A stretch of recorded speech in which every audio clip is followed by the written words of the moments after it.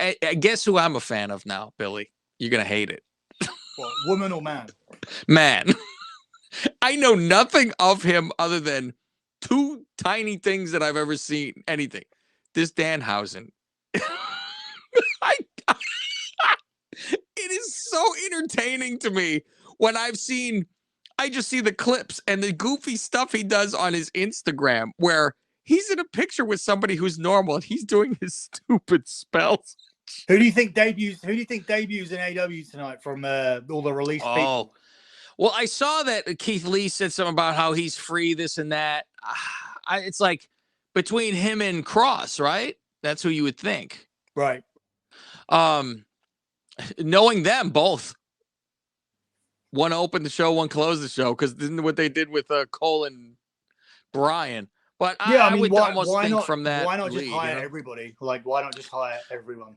I would think so. I mean, there's a good picking crop to do. They can get a good amount of guys that are high echelon people. And like when those other contracts are running out, let them go piece by piece, like they did Marco Stunt. Like, okay, well, what are you going to keep him for? He goes away. But originally, it's going to be their originals that are fading away, and you're going to have all the WWE guys that are over there to do it. One story. I should have said this last week, but I didn't. Last thing. Oh, God, it just popped into my head when you were talking about it, and I'd completely forgotten about it. So WWE had an agreement with Chris Jericho to come in and do the Royal Rumble. Like they made the agreement. They made the agreement like ages ago, right? Mm-hmm. So Roman Reigns had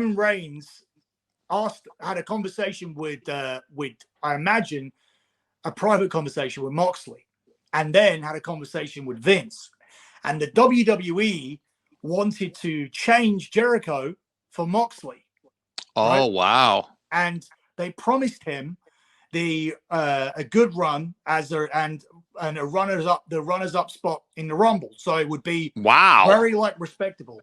And this was seen as but because this was seen as opening the door to starting things up again with Moxley, AEW were not interested in it, and subsequently Chris Jericho didn't want to do it anymore because and AEW didn't want Jericho to do it anymore because they said, actually, we want someone better than Jericho, which doesn't sit well with Jericho at all. Once it had all been agreed that Jericho was going to do it, so they pushed for Moxley with the view to, yes, probably opening up things again because Moxley's contract runs out.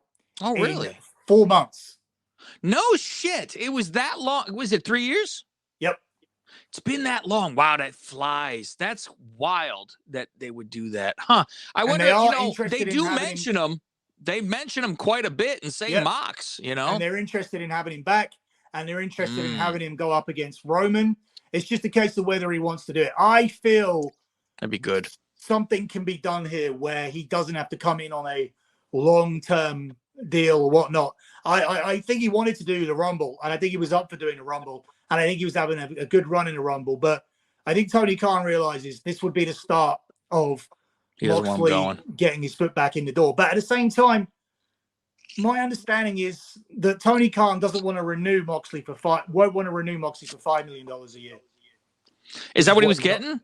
Yeah, he's more than Jericho and Omega. And times Cody have changed. Good Lord. And when I learned about that, I learned that CM Punk also isn't getting $3 million. He's getting $5 million. CM Punk was getting $3 million to do less dates. But once CM Punk said he was available to do as much as everybody else, then he got $5 million too. But the thing is that with Moxley's deal, he's got favored nations in his deal when he signed. So if they sign Punk for more, then Moxley gets an extra $1 million as well, which is why I don't think that they really want to keep this deal going. I mean, they'd like to keep Moxley. They'd like to give him, maybe get him down to $3 million a year. But if they do get him down to $3 million a year, that's what WWE can pay him too. So I think there's a chance he'll end up going. So we'll wait and see how that plays out. But that's what happened with this whole Forbidden Door thing that they were talking about, and there were rumors going around. They had Jericho locked ever since the Steve Austin podcast. Everything was set in and went, oh yeah, how do you feel about coming in and doing the Rumble?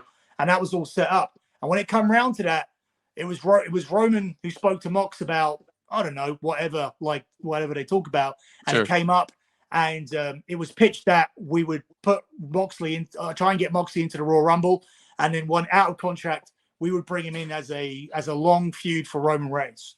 But man, that'd be pretty. That would have been good. See, now that would have been something in the Rumble that would have got us all up. The show should have been like this. The last 10 minutes of the show should have been the whole show. No more showing clips anymore. They know. These people know. And the ones that are going to bust your balls are always going to bust your balls if the proof is in front of them. So you talk to a wall with those people.